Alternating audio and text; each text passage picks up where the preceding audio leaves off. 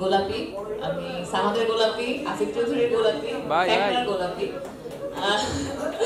But হ্যাঁ, আমি নিদ্রাতে নেহা গোলাপি হিসেবে কালকে আপনারা সবাই আমাকে দেখতে পারবেন। বাট গোলাপি নামটা শুনতে যতটা বাবলি বাবলি ফেস এবং যেমন মনে হচ্ছে যতটা সফট, বাট গোলাপি আসলে এমন না। মেবি আপনারা আমাকে এখানে দেখছেন এবং এখানেও দেখছেন।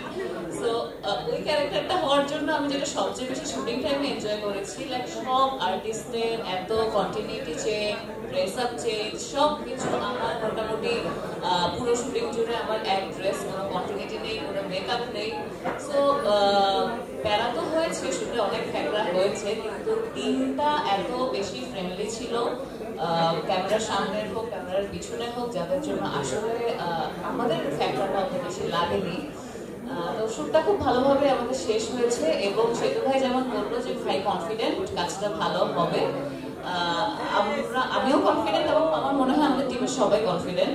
সো এখন আমাদের কথাটার সাথে এগ্রি করতে হলে তো কাজটা দেখতে হবে। সো কালকে আপনারা দেখে আশা করি আমাদেরকে জানাবেন, দোয়া করবেন। ঠিক আছে, ধন্যবাদ নিদ্রাতে নিহা।